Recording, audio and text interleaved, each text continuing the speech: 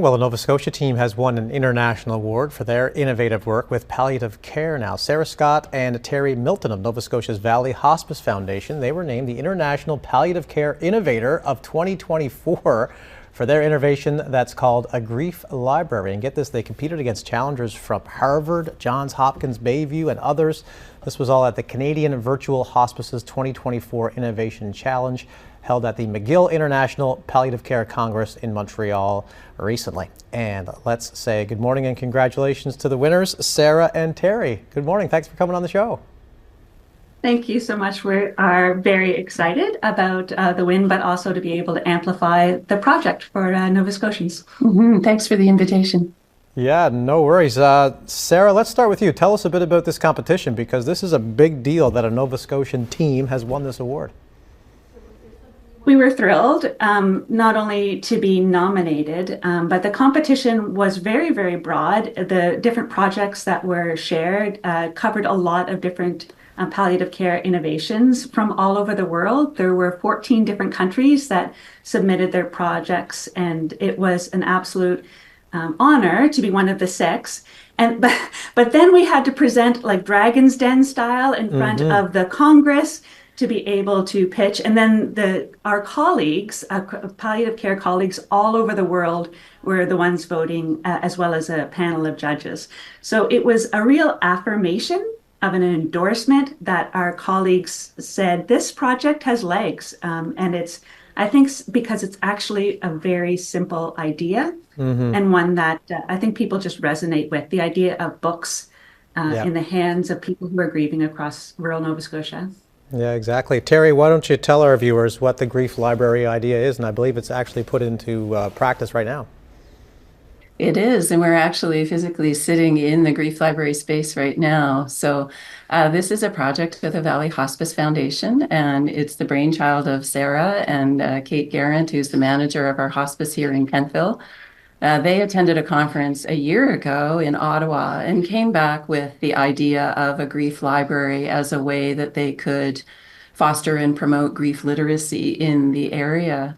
And as a librarian for the last 25 years, I happened to be sitting on the board of the foundation at the time that idea came back. So I raised my hand and said, I volunteer. So we have built a collection of books about grief and bereavement and death and dying and other kinds of issues around what you encounter in hospice and palliative care. But then the additional touch that we wanted to put on it was, how do we get this out to rural Nova Scotians who may not have internet access, might not have reliable transportation? And the grief library was born. So we provide this collection, certainly here in person at the PeopleWorks building in Coldbrook, but we added on a books by mail service.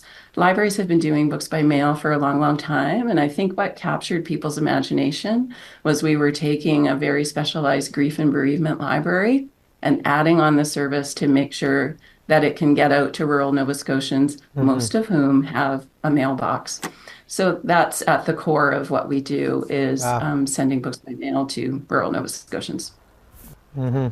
We are running out of time, but I want you to show up. You got a couple of books that you'd like to recommend to our viewers who are going through something similar, right? Go ahead.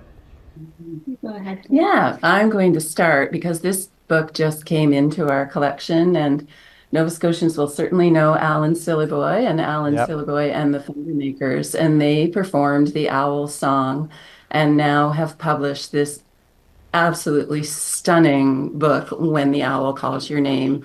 And it's just rich, and it introduces Mi'kmaq spirituality around death and dying. And it's just a brilliant, beautiful book that I'm just thrilled to add to the collection. And I would say diversity is the one thing that our library really stands on: diverse spirituality, diverse perspective, Indigenous, speaking about death from a Black perspective. I have a couple of books. We're also really looking at dealing with serious illness and building a team around dealing, like, say you have cancer. But I would choose this one little book because there's a number of kids' books in grief. This one is specifically for kids who have autism, and it really explains things from a very different perspective that takes away all of the metaphor and some of those abstract ideas. And so I would choose this one as a reflection of a very specific group of folks that might benefit from a book. Really cool. Always love talking about books, especially with a specific cause. And congratulations on the International Award for the Grief Library, a well-deserved honor. Thanks so much for the time this morning. You're very, very welcome. Thanks so much. Have a great day. No problem. There's Sarah Scott and Terri Milton of Nova Scotia's Valley Hospice Foundation on Global News Morning.